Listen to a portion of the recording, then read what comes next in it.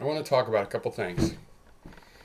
One is extensional analysis, and I'm going to make some diagrams and put up a video with some proper diagrams of extensional analysis because really, as I get into that, there's more about the way I analyze things and that.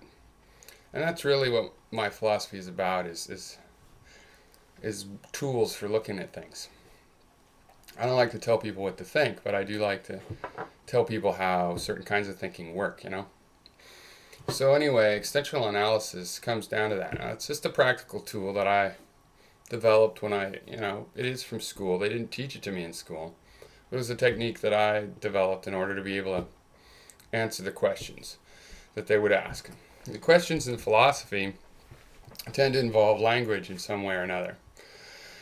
You ask what does it mean? Something that people already say, like I want to be free, and you ask, well, what does that even mean?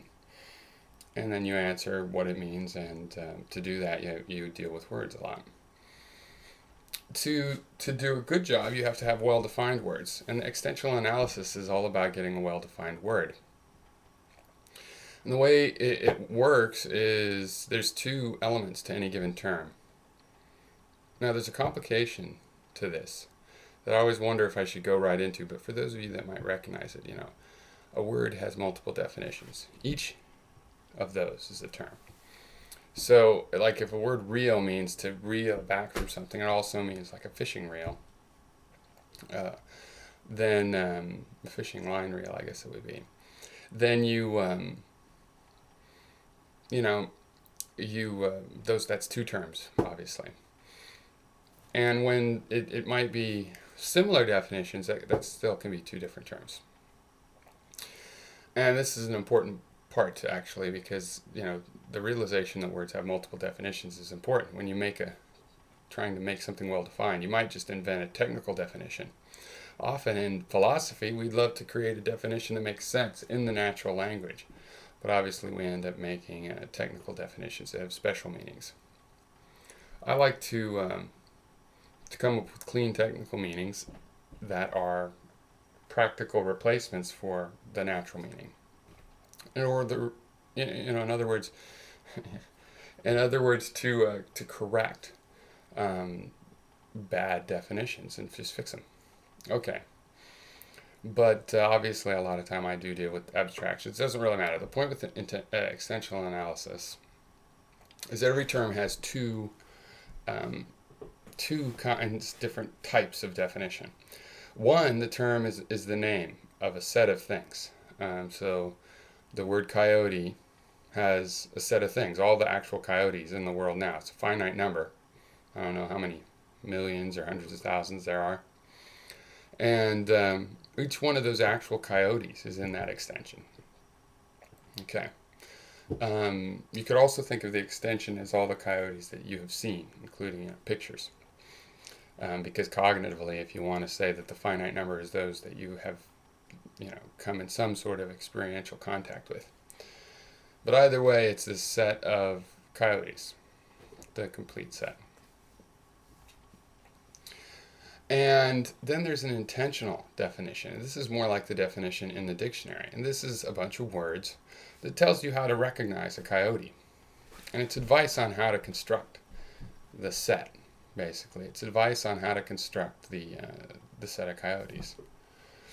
Now, if you have a very rough estimate, like what is the classic, it wasn't from Socrates, was it? But how do you define humans from other animals? And, short definition, a featherless biped. Well, that breaks down in certain circumstances, but it works a lot of the time too. Of course, there's also a lot of definition in the word biped and featherless. So it's not super short if you decompose it into all of its meaning. But my point is just that it's not, it works, but it's not that accurate. As an intentional definition, it picks out a lot of the things that should go in the set, but not all of them. Now, when you want to improve a definition, what you're doing is often you're trying to improve the intention, to pick out the set.